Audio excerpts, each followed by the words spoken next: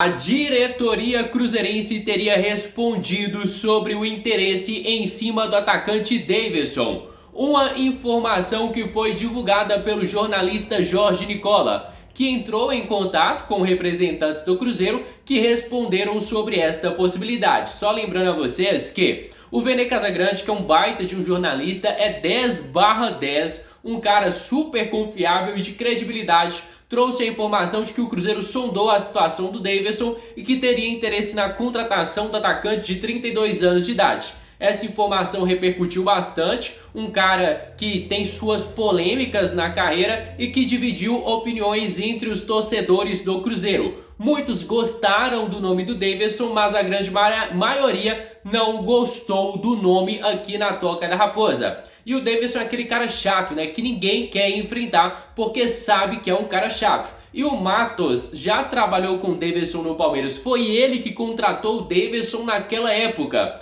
E eu vou colocar, família, agora na tela para vocês as palavras do Jorge Nicola sobre uma possível investida do Cruzeiro nesse jogador. Segundo Nicola, o Cruzeiro descarta contratar o atacante de 32 anos de idade, mesmo com a informação do baita jornalista Vene Casagrande. Eu vou colocar agora na tela para vocês, só que antes eu vou pedir a cada um da Nação Celeste que deixem aqui o seu gostei, que se inscrevam no nosso canal, porque sua participação é de extrema importância para o nosso crescimento. Contamos demais com cada cruzeirense do outro lado da tela. Bora de notícias. O Adro contou agora há pouco no boletim do Cruzeiro sobre a possibilidade de Daverson pintar como reforço da Raposa. O Cruzeiro busca entre 4 e 5 reforços para metade do ano. A ideia é trazer um centroavante para ser titular, alguém que possa resolver os problemas. E houve um contato para entender as condições do Daverson, jogador que foi contratado lá em junho de 2017 pelo Alexandre Matos, quando era o diretor executivo de futebol do Palmeiras. Mas, pouquinho antes de gravar esse vídeo, eu conversei com uma fonte importante desse novo Cruzeiro. E a pessoa assegurou que o Daverson não será contratado. Houve uma sondagem para entender as condições e o Cruzeiro entendeu que não é esse o 9 que o clube precisa para metade do ano.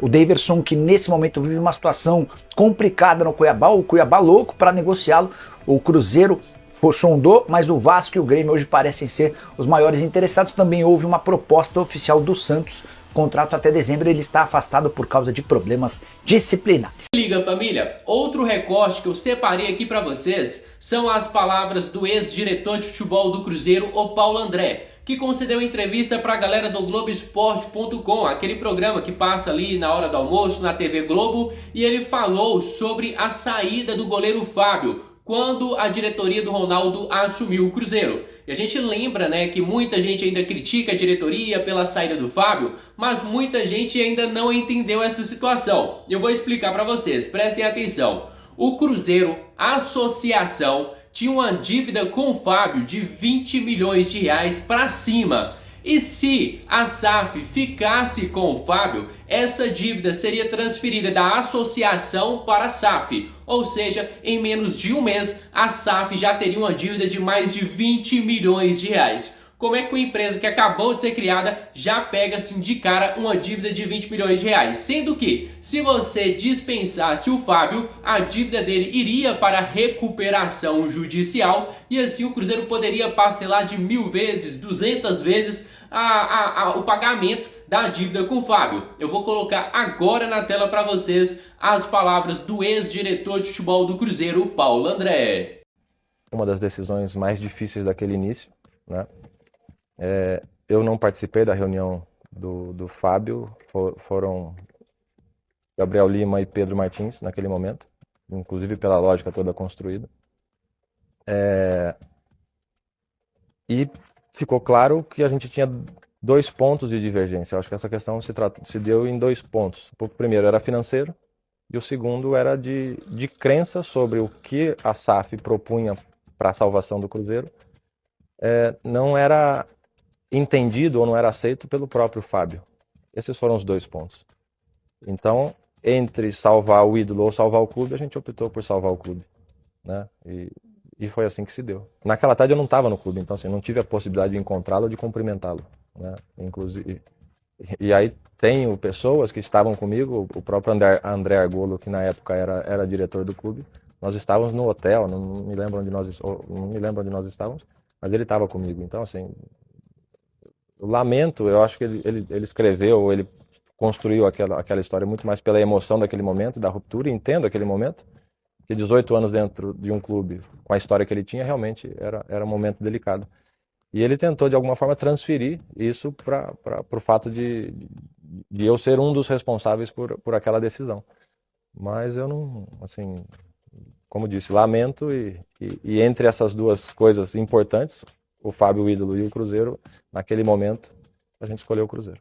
Se liga, família, o goleiro do Cruzeiro, Gabriel Grando, foi apresentado nesta tarde, falou sobre sua expectativa de ser titular, falou sobre o que está acontecendo lá no Rio Grande do Sul, as tragédias que estão acontecendo por lá, falou sobre briga por titularidade, mas aquele mesmo entrevista padrão, todo mundo já conhece, aquelas palavras bonitinhas. Mas em um momento da entrevista me chamou bastante atenção, foi quando um jornalista perguntou sobre aqueles twitters antigos do Gabriel Grando, que até coloquei aqui na tela para vocês, quando o Cruzeiro anunciava a contratação do jogador. E o Grando falou, né, que era um garoto, que não pensava muito quando falou aquelas coisas. E o Grando, meu amigo, respondeu isso com um sorrisão na cara, lembrando, né, daquela comédia, daquela vergonha que ele passava ainda quando estava nas categorias de base do Grêmio. Eu vou colocar agora na tela para vocês as palavras do Gabriel Grando.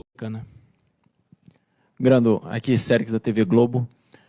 Imagino que você já deve até imaginar que essa pergunta surgiria, você já está até rindo por conta dos seus tweets antigos.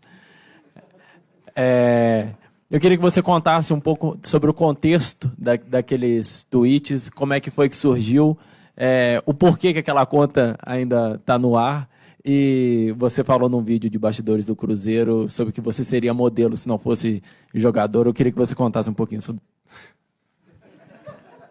Bom, essa é uma parte da minha vida que ficou para trás, né? Eu tinha 16 anos, era moleque, morava no alojamento, ficava aí umas 4, 5 moleques no quarto. Então a gente não tinha o que fazer, treinava de manhã, tinha a tarde e a noite livre, a gente ficava ouvindo muita música e várias partes desses tweets que eu tive são de músicas, né? Mas uma parte que passou, graças a Deus, essa conta tá ativa porque eu perdi a senha, já tentei recuperar de tudo que é jeito e não consegui. E a parte que eu brinquei ali de ser modelo tá na cara, né? Pela beleza. Prestem atenção, família. Tem um jogador que está na Toca da Raposa que todo mundo sabe que deve deixar o Cruzeiro na próxima temporada. Nós estamos falando do lateral direito Elivelton Palacios, que é um jogador que eu não consigo criticar a gestão do Ronaldo por ter feito esta contratação. Porque quando falou do Palacios, 90% da torcida do Cruzeiro gostou do nome do jogador, do histórico dele, da passagem recente pela primeira divisão do futebol espanhol. Só que a gente não esperava que a passagem do Palacios fosse um desastre completo, que o jogador, quando entrasse dentro de campo, seria uma decepção completa. E o Palacios, nesta atual temporada, tem apenas um jogo, ou seja, provavelmente o Palacios deve deixar o Cruzeiro no meio desta temporada, a não ser que ele não se incomode, né, de ficar apenas no banco de reservas, vendo outros jogadores jogarem. E aí, a informação que chega, que foi até divulgada recentemente pela galera do Globoesporte.com, é de que tem equipes da primeira divisão do futebol colombiano